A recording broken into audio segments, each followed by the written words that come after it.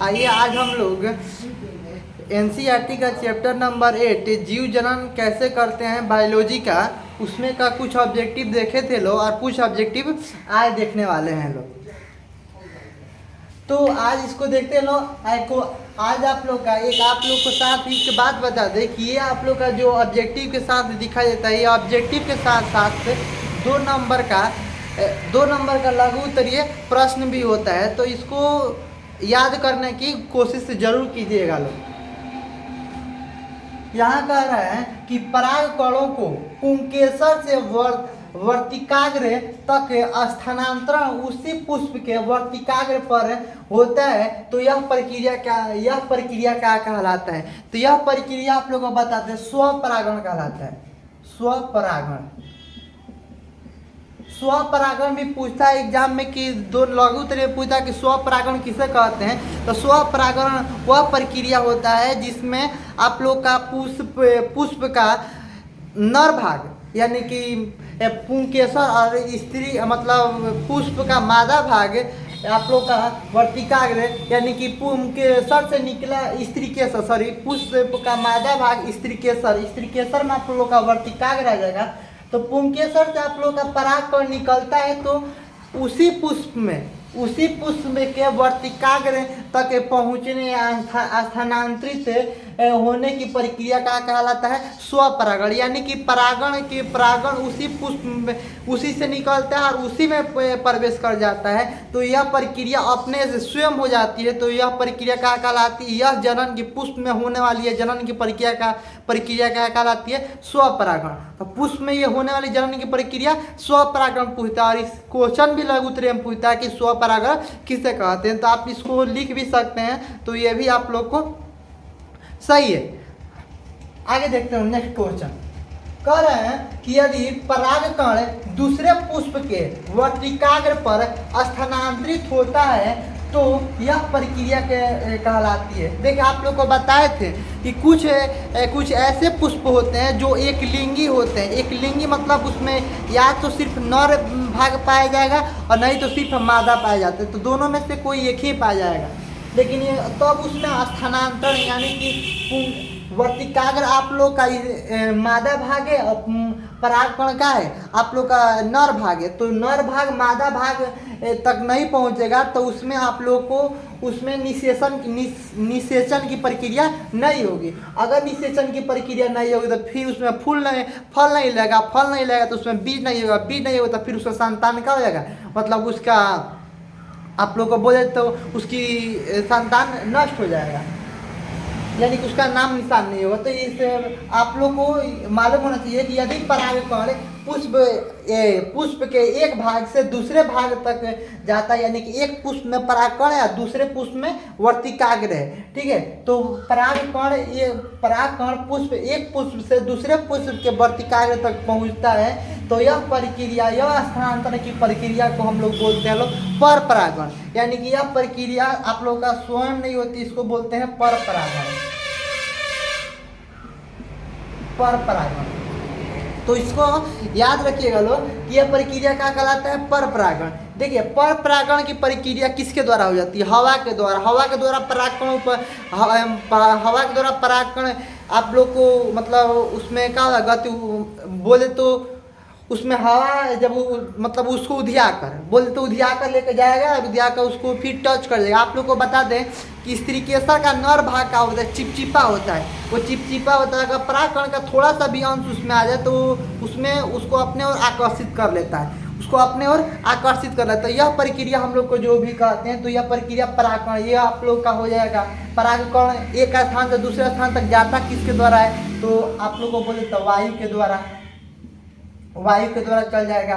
आप लोग का जीव जंतुओं के द्वारा। देखिए मधुमक्खियाँ क्या होती है, मधुमक्खियाँ जब बैठती है तो एक पुष्प से दूसरे पुष्प तक जाती है, तो क्या होता है कि आप लोग का परागकण जो बोले थे आप लोग का पीला रंग का ये होता है, उसके पैरों में चिपक जाता है, फिर वो दूसरे पुष्प पर बैठी यानी कि वो एक ही भाग में दूसरा भी पुष्प पाया जाता है, तो वहाँ पर जाएगा तो इसका परागकण छोड़ देगा, तो यह परागकण होगा तो उसमें निषेचन की प्रक्रिया हो जाएगी। तो उसमें आप लोग का यानी कि उसका वंशज चलता रहेगा। तो वायु के द्वारा हो जाता है, जीव जंतुओं के द्वारा हो जाता है। तो इसमें पर परागण की प्रक्रिया इसके द्वारा हो जाता है, जिसके कारण उसमें निषेचन की प्रक्रिया होती है, यानी कि उसका वंश का होता है सही सलामत होता है। आगे का बता रहे हैं, आगे देखिए क्वेश्चन नंबर 3 कर रहा है कि मानव में जनन की प्रक्रिया होती है। मानव में जनन की प्रक्रिया होती है, तो मानव में जनन की प्रक्रिया लैंगिक जनन की प्रक्रिया होती है। क्या होती है?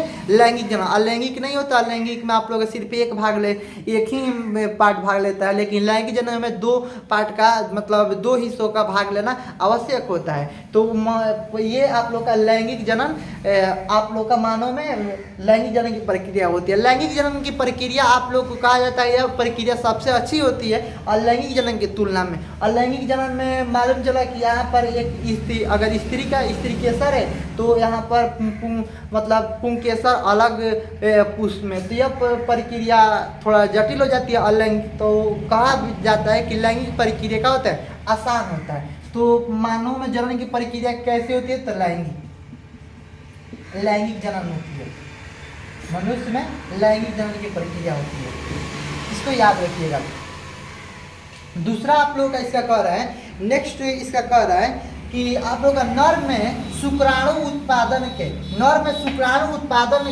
नियंत्रण, नर में शुक्राणु का उत्पादन कितना करना है, इसको नियंत्रण करना एवं यौनावस्था यानी कि युवा अवस्था में उसके अंगों को यौनावस्था के लक्षणों का भी नियंत्रण किसके द्वारा होता है, यानी कि शुक्राणु कितना मात्रा में निकालना है नर में इसका, और युवा अवस्था में तो उसके अन्य भागों को कितना विकसित करना है उसका, दोनों का नियंत्रण आप लोग को टेस्टोस्टेरोन द्वारा होता है, जो आप लोग को बता चुके थे अगले वीडियो में, जिसमें बताए थे कि नर में शुक्राणु का उत्पादन का नियंत्रण कौन करता है, तो टेस्टोस्टेरोन। और इसके साथ ही यौना अवस्था यानी कि युवा अवस्था में नर या मादा में होने वाली परिवर्तन को भी कौन नियंत्रित करता है, तो ये भी आप लोग का नियंत्रित करता है टेस्टोस्टेरोन। ये मतलब नर में, मादा में नहीं, नर में टेस्टोस्टेरोन द्वारा होता है। ठीक है, यह प्रक्रिया हम लोग इसके द्वारा होता है टेस्टोस्टेरोन द्वारा होता है।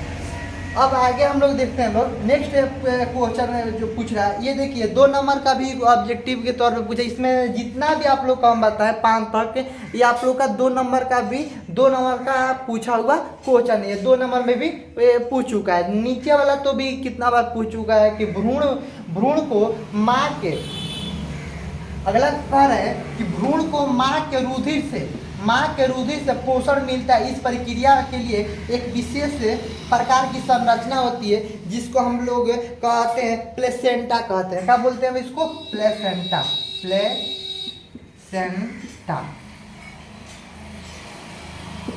इसको हम लोग क्या बोलते हैं? प्लेसेंटा बोलते हैं लोग, याद रखिएगा लोग।